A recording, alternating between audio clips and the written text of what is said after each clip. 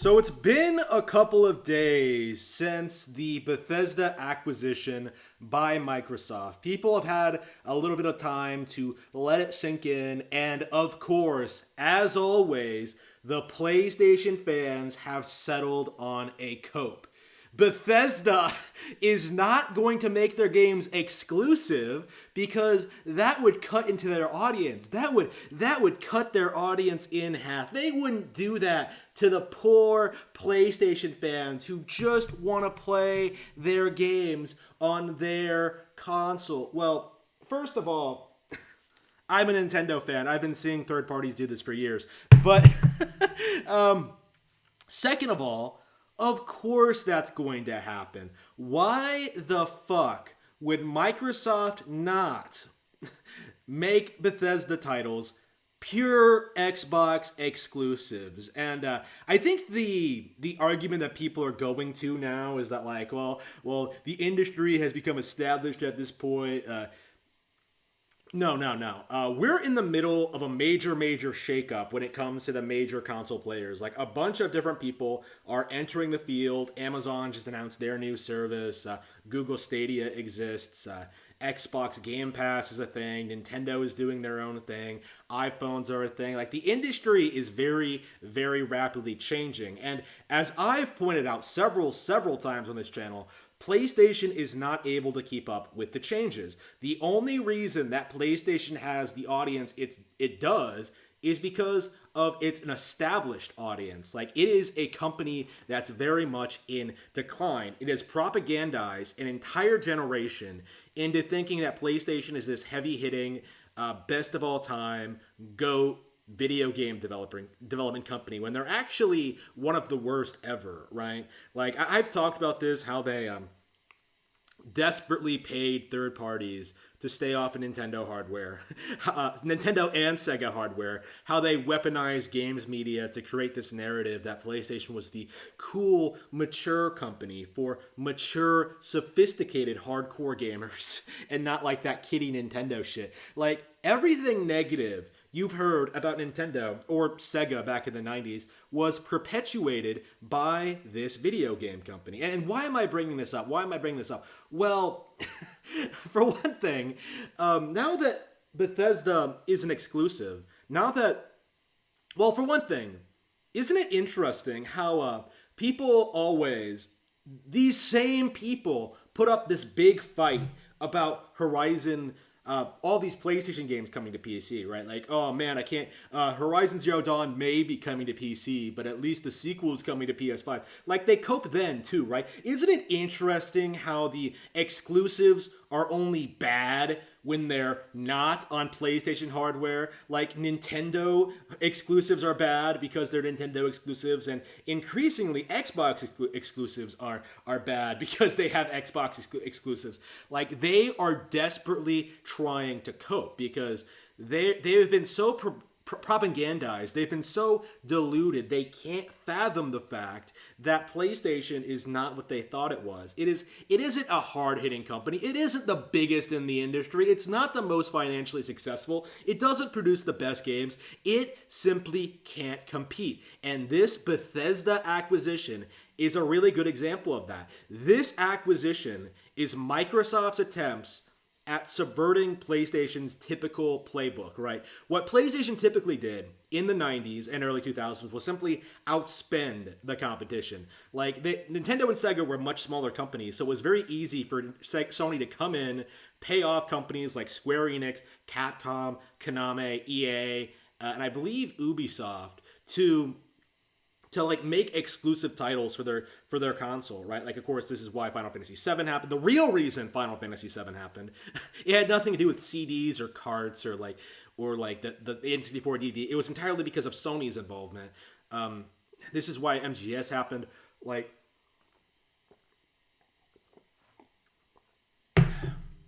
Sony has always relied on this playbook of buying up these major exclusives from their big franchises, attracting a wide audience of people, established players on other hardware, and sort of like, okay, now all the games are on here now. Like, that's now you're a PlayStation fan, and people were just like, okay, and then continued playing Nintendo hardware. And if you were a casual who had never played Nintendo hardware, you were sort of trained to eventually hate them or believe they've been declining. Like, isn't it interesting how like everyone says that Nintendo started declining in like the N64 era, like conveniently when PlayStation entered the scene? Like, isn't that just a little bit of a quinky dink? Isn't that just a little bit of a coincidence? But anyway, what PlayStation would do was that they would buy exclusives, but they wouldn't buy the outright companies. Like, they didn't have the cash. They didn't have they had the cash. They were like one of the biggest companies in the world back then, but they didn't do it. They didn't need to. It was much more practical for them to simply acquire the biggest brands and make them exclusive. Like, Dragon Quest was paid off. Like, again, like, this is what they've been doing since PlayStation was conceptualized, is just pay for the exclusives.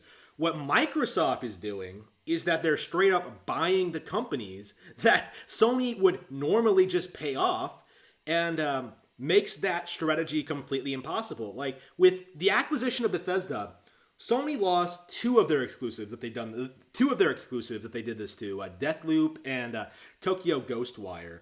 Like, they will be launching first on PS5, I believe, PS4.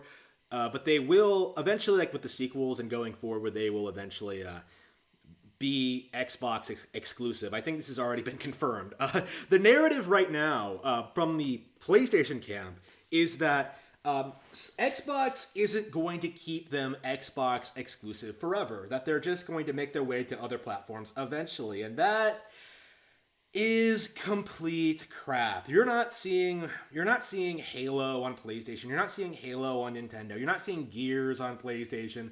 Like, you're seeing these things on PC, but that's different. And of course, Xbox has sort of set a precedent where they'll pay for indie games to be developed and released first for Xbox consoles, and then release to Nintendo, and then release to PlayStation. But here's the thing about that.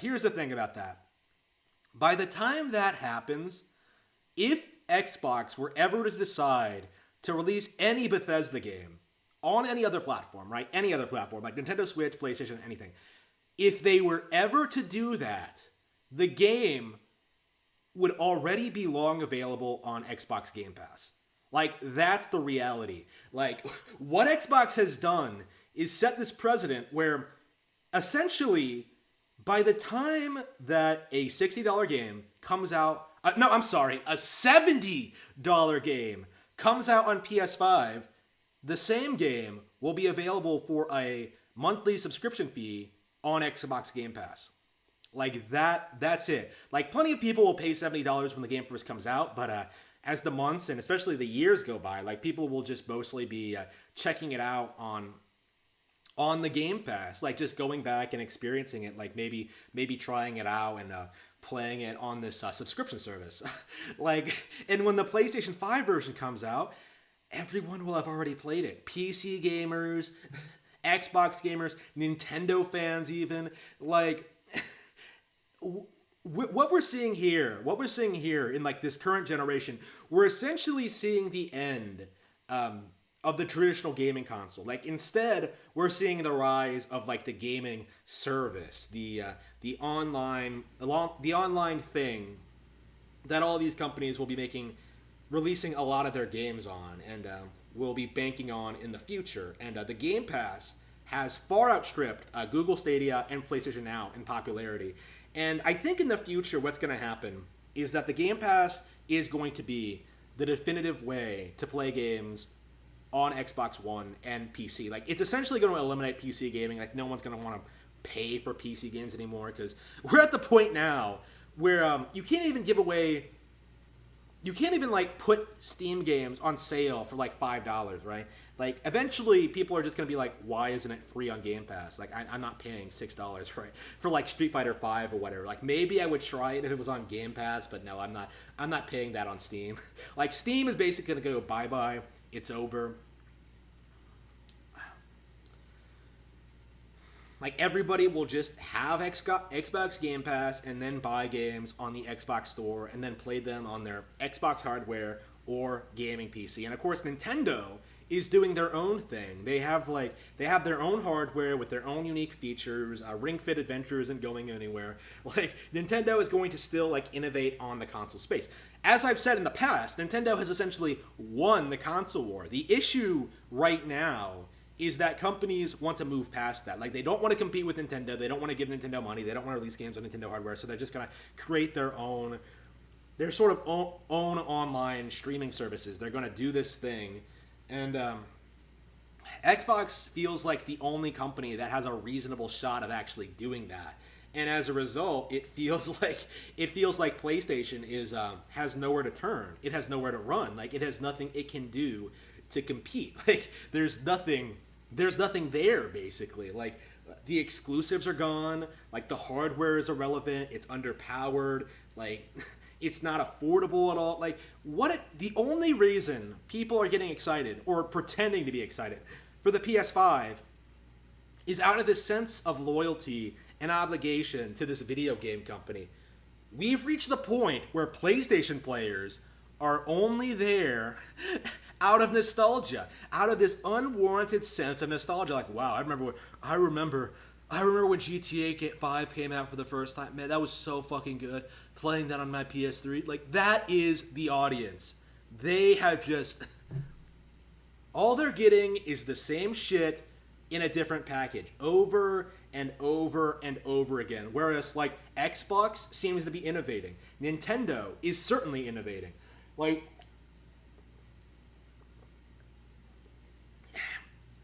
and because of these innovations, there isn't going to be a demand. There isn't going to be an interest in PlayStation hardware going forward. Like, there isn't going to be a big demand for Bethesda games on PlayStation in the future because they're just going to be available on the Xbox Game Pass. You pay, like, what, $15 a month or whatever it is, getting access to an entire backlog of shit.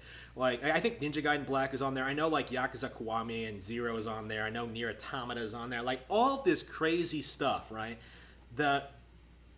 Again, I already own, but for a casual player, like, I can just play Red Dead Redemption 2, play it for an hour, realize it sucks, and then go play something else. Like, that's the appeal of the Xbox Game Pass. Like, companies won't be able to sort of continue to pretend that their games are better than they actually are. So people won't be willing to pay $70 for them on a PS5. So that kind of, I feel, kind of destroys this argument that PlayStation 5 has this big demographic of people who are just anxious, like hungrily waiting for Bethesda games on PS5. No, they're not. Like, if they're so hyped for Bethesda games, if they love Bethesda so much, they can get Xbox Game Pass. They can buy an Xbox. Like, they don't need a PlayStation. Like, isn't it, again, this goes back to the Nintendo thing. Like, when it comes to Nintendo and, like, not getting multiplats, like, their justification is always just buy another console, buy any other console, buy a PC. And when PlayStation loses, like, when they lose, like, basically everything over and over and over again, like MLB The Show,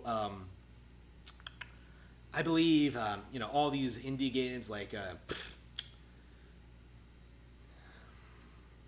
the Bethesda games, right? Like, every single time, it's like, this is going to ruin this company. This is gonna destroy them. It's not going to destroy them. This is probably the best thing that's happened to Bethesda for, honestly, since Skyrim came out. Let's be real here. Like, PlayStation has always been a disaster. They've always been a blight on the gaming industry, and the sooner we get to that one console future, right? The sooner we get to, like, Nintendo being the only platform you need for all of your games, the sooner the gaming industry will experience a new golden age, where every developer is trying to pump out games on the Nintendo console, right? Because Nintendo has always been innovative. They've always been pushing boundaries with their hardware and their software, but because of PlayStation's existence, third parties have not always been there to provide compelling games that traditionally existed there. You know, like games like ActRaiser, like Final Fantasy VI, like Chrono Trigger, like Mega Man X. Those weren't Nintendo-produced games, but under PlayStation, They stopped being produced. Well, they stopped being good, first of all. Then they stopped being produced, and now they're basically dead brands. It's just, and there's been nothing to replace them. Like if you really think about it for a moment, PlayStation has been nothing but a plague on this industry. Like 200,000 COVID deaths. Fuck that. PlayStation has killed way more video game franchises. I'm sorry, like 9,000 COVID deaths. 9,000 COVID deaths. Like, yeah, PlayStation has killed a lot more video game franchises than that, for sure. Just unbelievable. So anyway. Anyway, like, PlayStation fans have been taking, like, nothing but L's, I think, since the Switch came out. And they just don't want to admit it. Like, God of War 2018 was not that good. Spider-Man wasn't that good. What has even come out recently? Like, Final Fantasy 16 doesn't look good. Like, less than 1 million views on YouTube. Like, come the fuck on. Like, everything they have is either a shell of its former self, Final Fantasy, or completely dead. You know what I mean? Like MGS. Like, Final Fantasy, like I said, is on the path to becoming the next victim of the PlayStation Plague, right? Ooh, that's a good one. The PlayStation Plague. That's it. PlayStation Plague. You know, maybe we should go over that. Go over, like, all these PlayStation IPs that simply don't exist anymore. Like, just... once you get the plague, you... Oof.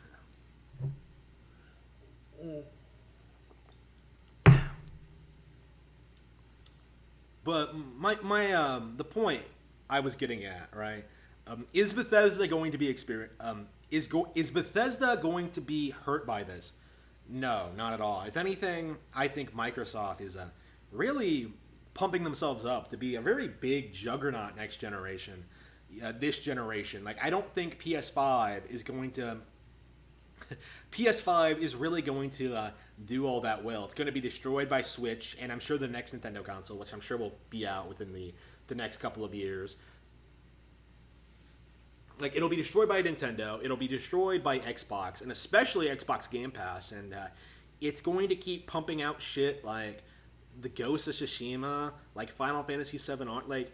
They're going to lose more and more of what they've traditionally had. Like, people are going to lose interest. Like, they aren't able to keep control of the narrative like they used to. Like, Microsoft is simply able to outspend them. Like, and as a result, they simply aren't able to compete. So, with the way things are looking now, it's looking more and more like we're on the verge of PlayStation being driven out of the console industry. Like, I cannot wait for that to happen. I am eagerly awaiting the day that PlayStation just fucks off for good and is no longer a contender, isn't even discussed when it comes to online gaming. Because I cannot stand when I go on a message board and start talking about great games and some motherfucker comes on, like, trying to say that, like, The Last of Us was good. Like, no, it wasn't. Like, no, it wasn't. Stop acting like it was. You don't know shit. Play some real games.